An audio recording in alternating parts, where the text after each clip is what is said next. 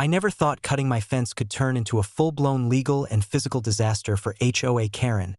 But that morning, as I was checking my property line after some recent renovations, I noticed that she had come onto my land with a saw and started cutting through my wooden boundary fence, claiming she was enforcing community easement visibility rules, and I immediately grabbed my phone to record the incident while rushing outside to confront her before she caused serious damage. She froze when she saw me but quickly attempted to justify her actions, insisting that she had authority as an HOA board member to remove or alter any structure she deemed non-compliant. And I calmly reminded her that the fence was fully within my property lines, properly permitted, and that she had no legal right to modify or remove it,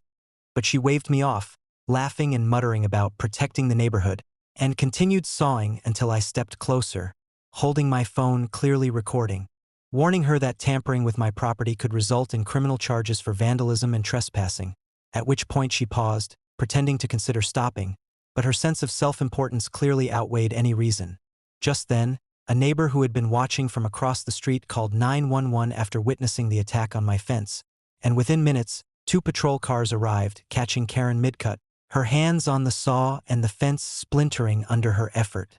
And the officers asked her to step away and explain herself, but she rambled incoherently about bylaws, aesthetics, and community safety while I calmly presented my deeds, surveys, and permits proving my property and fence were completely compliant. And the officers, after inspecting the fence, confirmed that she was illegally interfering and warned her that further attempts could result in immediate arrest. She tried to argue that HOA rules gave her the right to modify property to maintain community standards, but the deputies explained that no board could authorize trespass, destruction of private property, or illegal entry,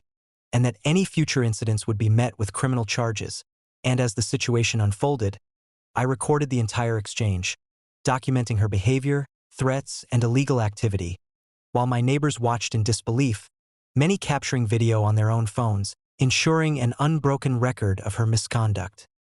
After a tense 20 minutes, the deputies escorted her off the property, citing trespass and vandalism, while I secured the fence, repaired the slight damage, and reinforced it with additional locks and security cameras to prevent future interference. And later,